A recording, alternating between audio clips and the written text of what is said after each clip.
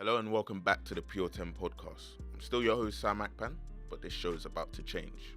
Originally designed to focus on those making waves on the pitch, the focus shifts now to those off it, honing in on the experiences and lessons gained by the movers and shakers in the world of football.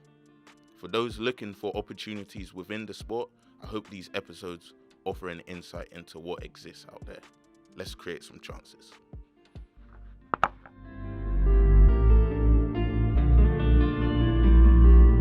Hello everybody, welcome back to another episode where we learn about the academy system, football system in general. I'm your host Sam, helped out by the amazing Wills behind the camera. I'm here, honoured to be joined by the academy director, head of academy. You know, I'll actually ask you what the title is specifically, but I'm joined by legend, World Cup winner, manager, coach, incredible, extraordinaire, Per Mertesacker. Thanks for coming on, man. Thanks for the intro. Yeah, no worries, man. No worries, man. That was a good Wikipedia search, but yeah, coming clutch. How are you today? How's everything? I'm fine. It is, I know it's the end of this season and everyone is very, very busy, but I'm energized this morning to speak to you, really. Man, that's the effect. I'm glad. Yeah, speaking of the season, obviously, both the first team and academy, it's been massive years, you know, Youth Cup final at the Emirates, competing for a title. How's that been kind of like as the manager, as the head of the academy, to kind of like witness the shift across the club? Yeah, as we are all in the day-to-day business, pretty much bogged down into what's happening on a daily basis. It's very good sometimes to have conversations and reflect on the season as a whole, and obviously driven by our first team with Mikel Arteta, who has done an amazing job, you know, to get us back into the Champions League. Couldn't quite get there at the end, you know. We had a good advantage going into the second part of the season to Manchester City, but I'm thinking that they are more consistent, and the experience they've had going through these kind of seasons and being consistent got them the better of that. So, but that is going really well in terms of going into the Champions League next year. That has an effect on the academy. You know, the youth league, you will be part of that after, I think, 6 years out of it. So it will give our boys a really good challenge going into next year, you know, to experience the under-19 international top quality tournament. So I'm looking at this thinking we take advantage of first team doing well, but I would say the whole season to be alongside that positive energy, you know, that was kind of led from the first team, kind of drip-feeded down. And you mentioned a couple of highlights we had in terms of the FA Youth Cup final with Jack Wilshere. What a story.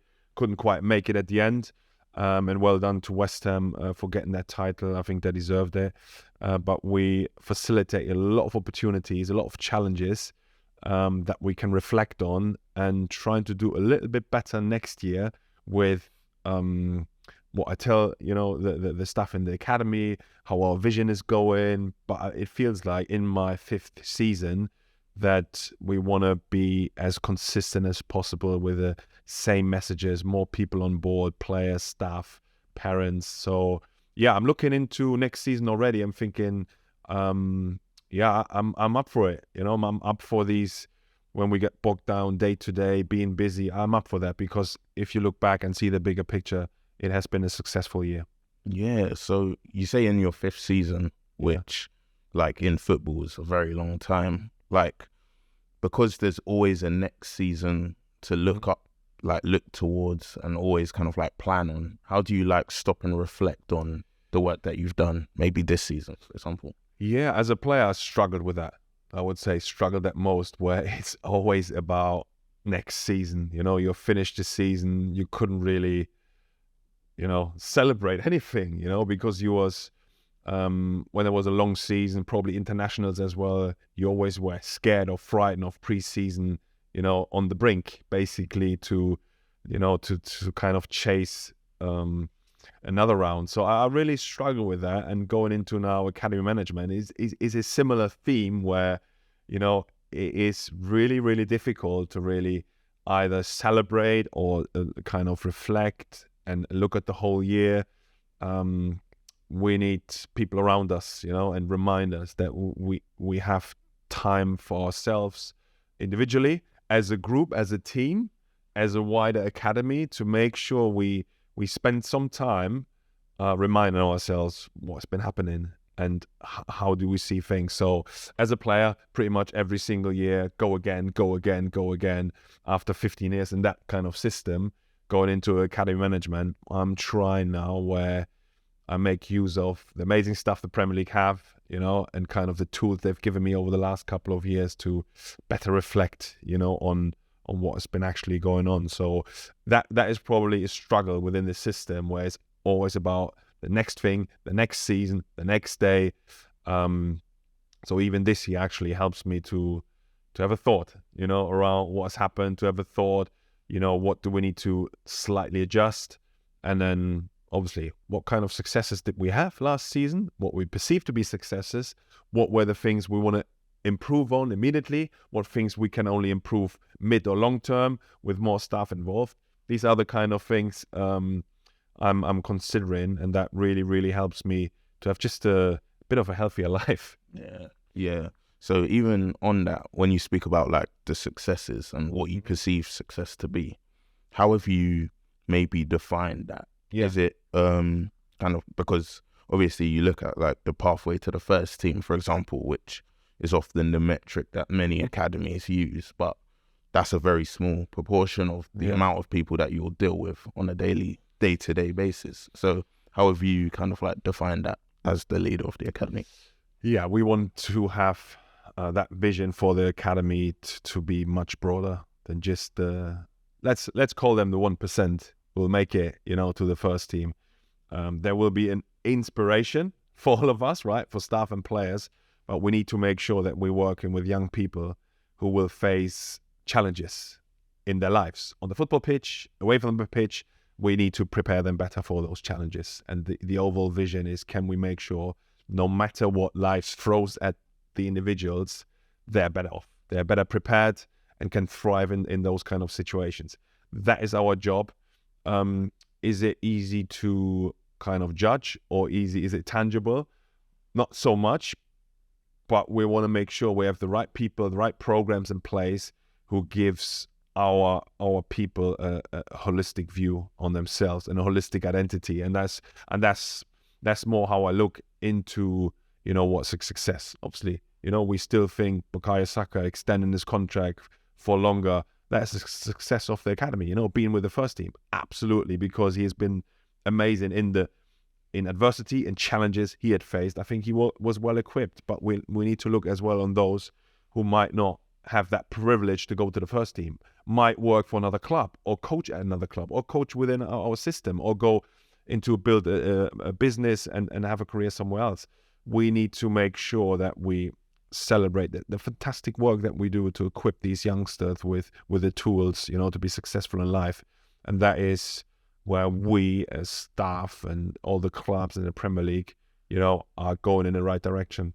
Yeah, so you speak about Saka specifically, but just when you're dealing with loads of different players, loads of different backgrounds, multitude of nations, how do you, or how have you personally developed in like your way of dealing with such diverse stories and upbringings? Yeah, the first thing, I'm not born in London. I come from Germany, really decent background. I was supported throughout my, whole youth, whatever I wanted to do. So I was really privileged. I will not clearly straight away understand what happens, but I will need to have people around me who understand the upbringing, how it is in London, what's going on. So a diverse workforce is one of the main things, that we have tackled from day one and will continue to tackle, because we are more and more aware of society and what is, what is out there and what do we need to improve on. And that starts with us and our thinking, our thought process and our awareness. And I think we're making good progress in that. So, as I said, I can't do it by myself. I need other people to educate me and support me with it. And I think, in the Arsenal Academy over the last 4 to 5 years, whether we look at our recruitment talent ID team, whether we look at our coaching team, We're making some positive steps in the direction of, how can we make ourselves better equipped for the society that's out there and we want to connect with. That cannot just be me sitting here, being from Germany, being brought up in a totally different environment in London. Yeah. So I guess like you speak about the coaches, I guess just a broad question, like how would you define your role as like manager of the academy? Yeah. It's actually a good question because I could sit in the office, do some admin work, and on the other hand, I could still be on the pitch and train with the under 18s, so it broadens. So I would say I'm a facilitator, to get the program in place, the people in place to do their work. So which is quite privileged, but I'm not shy as well then to support and help where I can, those people that I put in place. So I need to develop that, right? Coming into this job and being put straight into being an academy manager, right? I was, I needed a lot of help and support. I needed to listen a lot, to what's going on, what's the program look like, what are rules and regulation, we need to comply with. A lot of stuff, that made me feel to be the best academy manager I can, I need to learn a hell of a lot. I need to surround myself with better people. I need to surround myself with experts who I can hopefully lead, that they can do the best job they can do. So it's almost like a facilitator, a supporter, someone that builds relationships, someone that role models hard work, discipline, but as well the humility that we need to all work hard and get better. So it's a variety of things. And I would say what helped me most is, how welcome people were in the academy, how welcome people were in the Premier League, how welcome other academy managers from other clubs, to do peer-to-peer learning. It's been a great journey for me to this state to be able to say, yeah, I've improved a lot throughout my years. So that transition from like obviously coming out of playing, and then I know you had a little bit of coaching experience as well, to now academy management. When you look back on your journey now, what do you think, or what would you call kind of like the biggest learning curve? What are you most proud of? I think what I'm proud was in the first place that people within the club thought I can do this job, right? That's probably made me realize how important, a commitment is, how important consistency is within that, from the first day I stepped onto, into the Arsenal family, from within being a player, trying to integrate myself, working really hard to be my best self, really helped me to kind of be in a position at the end of it that people would say, listen, we can see you making a positive difference, to our club and continue her. That was a big reality check for myself, that every day you're basically in an interview, every day with your behaviors, with, how you deal with things. People, they just either connect with you and think you are somewhat, trustworthy to go to the next stage or not.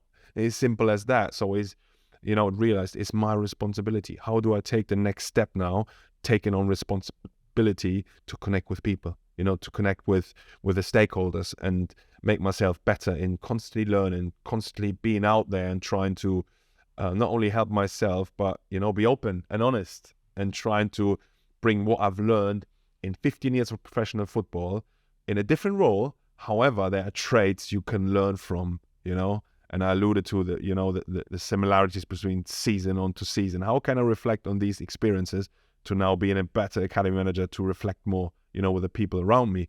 But the traits, being in professional football have clearly helped me to understand myself and the next level I want to go to. And if I want to be the best in a certain area, these traits will always stay the same, If you commit yourself to something, you will get clearly people around you who will feel that and will want to give something back to you. So, voice crack. But you talk about that learning process. Yeah. How have you remained so open to learning, and how do you I guess, coming in, there's a lot of technical knowledge that you have to get from obviously all the rules and regulations of how an academy works. But now that I guess you've kind of started to earn your stripes, how do you remain open and have that appetite to keep learning? I think the systems, the football develops so quickly, right? It develops at a pace where you have to keep up with, and the young generation, to connect with them. The learnings I had 20 years ago in an academy or youth system is completely different to now. So it's like the outside world evolves constantly. You got to make sure you adapt accordingly, whatever you want, from your environment to be. So yeah, we are pretty clear as a club and as an academy what we want to stand for, in what way do we want to treat people, in what way do we want to come across, in what way do we want to win.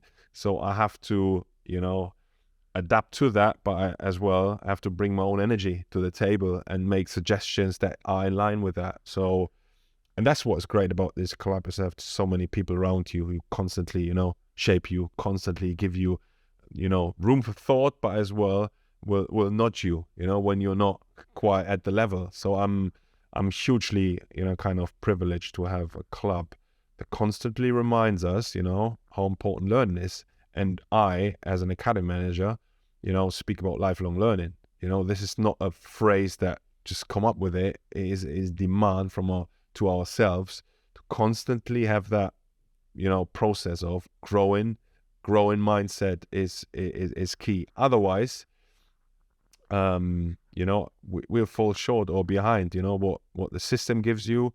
But as I said, recruiting right people, the people with manners, you will be in an environment where you keep developing, keep learning, because you have so many good people around you. Yeah. So speaking of learning, we've spoken a lot about the positive sides. Yeah. Is there anything that when you first came in, you thought, wow, I really don't want to do this? Yeah, there are always moments there where you have to tell someone that's the end of a journey, at the Arsenal Academy, to parents, to players. There are these moments where you feel uncomfortable, where you feel nervous, about a situation that you have to deal with. There will always be that, and it will continue to be that way. This is, but as well, in uncomfortable situation, we grow the most, and we are challenged the most in terms of, can we stay authentic of what we do, of what we are, of what we've consistently have done. So these are the challenging moments that sometimes are tough, and sometimes will be perceived as a mistake, sometimes, or failure, which is a big word. Is how you take it and what your mind does with it. Is it then a learning moment for yourself, where you can reflect, where you can get better, where you can improve?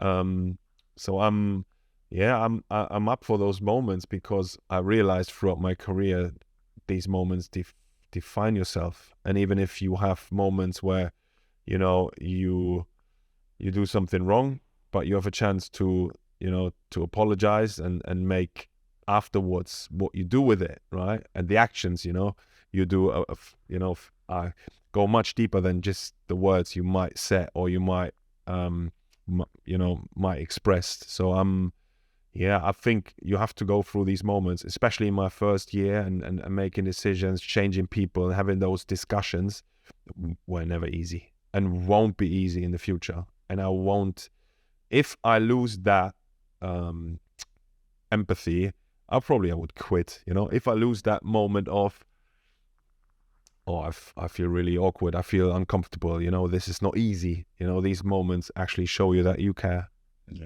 Yeah. So speaking about like success and failure, one thing in an academy that often is kind of like touted as the most important part is kind of like the process of making players better people, and not just on the pitch. Whereas like at first team, the onus is more on getting results, attaining trophies. How do you see like on pitch performance? Is it something where you're very kind of, I want to get the results, I want to kind of like make the Youth Cup finals and stuff like that? Or do you kind of have that balance where you see it as more of a process of just improving people? Yeah, I think winning is the best feeling, right? Winning is the best feeling, and it gives us so much.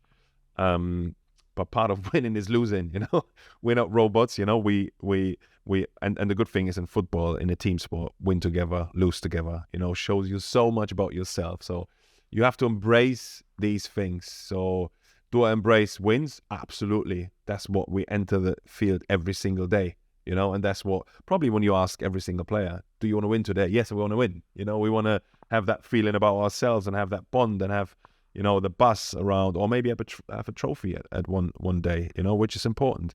But you have to embrace challenges of losing as well, because that gets you to the edge of really challenging yourself. Who do you want to be in the future?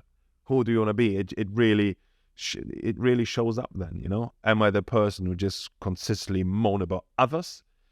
Or does this opportunity give me to look in a mirror? Have I given everything for the team today? Have I put this team in the best position to win?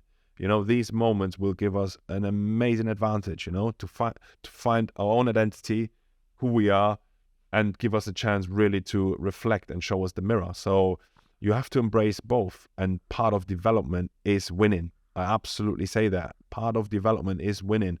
We want to win as many trophies as possible, because we want to prepare them for a future in football where it's more about results quickly, where the winning is so needed. However, we, as I said, losing is part of that development as well. And I wouldn't sit here in the position I am, if I would have continuously won, in life or in any games. Yeah, I've lost a lot, but I've learned a lot from these moments, which is crucially important. So yes, FA Youth Cup final, did we want to win it? Yeah, absolutely. But the game showed us what we fell short of, and you can't get away from, especially in games and football games, there are moments in the games that matter, and the team that understands the moments that matter most will win it. So do I embrace that we lost? Absolutely. It will inform us what we're going to do next season. Yeah. And even on that game, having a game at the Emirates in front of all thousands of those fans, is that something that you try to recreate within your games program, in terms of having pressurized situations where players get to play in those kinds of environments? If we could, yes. We had an amazing opportunity to have 3 home games, quarter, semi-final at the Emirates with 10,000, 35,000 people in the building, where you create an amazing experience for the players, for staff, where you almost feel like it matters a bit more, where you see a situation where you're watched, and as a player, this is, most of the players think this is where I want to be. They can test themselves in those environments, and we can see them in those environments, which gives us a huge advantage to make better informed decisions for the future, who to keep on, but as well for the players. Who am I? Do I want this? Do I really want this, for my future? Do you want to be part of this kind of these environments? So yeah, we would recreate those scenarios, or try to all the time, to make sure that we put them in situations where they feel the pressure, but the pressure is a bit different this time. It's not at the training ground in front of 100 parents. Now is around supporters who almost demand a good game, a fight. They demand that everyone gives everything and gives them a feel for it. So they will cheer when you win a duel. They'll cheer when you score a goal. They'll cheer when you have put in a performance and get subbed off. These are the situations that either then give you the buzz that you want more from it, or say, listen, this is probably, I've had an amazing experience through my years, but this is something where, I got to be careful with. But these are the moments where we need to be there and be the safety net, and not only the ones who say, listen, you're not good enough for the next stage. That might be that, but that cannot be a burden. We have to be in a position where players feel comfortable to have a voice and say, this is not for me, or I want this. We'll support them. We'll push them as much as we can. But we have to be as well there for the ones who might not make it at the end of the day, do we have the right frameworks in place for them to have a career elsewhere? That career development and not only thinking about football is crucially important in the academy system. Yeah, so working with all those players who obviously have massive ambitions within football, where you're dealing with them on a day-to-day kind of both mentally on and off the pitch, where do you kind of like find your own time to, I guess, detach from kind of like football, the ecosystem, the never-ending cycle? How do you take breaks? Family, friends is the key, and it has always been for me, right? Family and friends have always been key of giving me the perspective that I needed. When I was 14, 15, I had a growth spurt.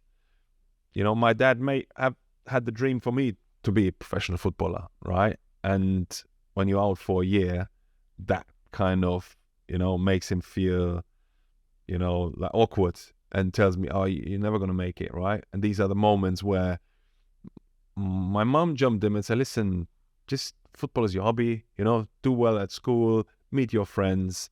It is important that we have people who give us perspective constantly. Friends, school friends, so important, right?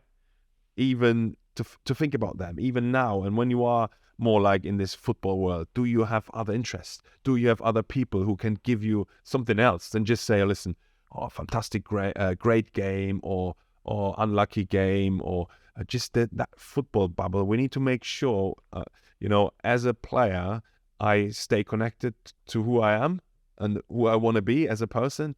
This is the more detached we can be at times, the more it will help us to perform on the pitch then. So, as I said, throughout my career and my life, family, friends, to detach myself from the bubble to reality helped me so much, just to deal with any moments of adversity or where I was really challenged, it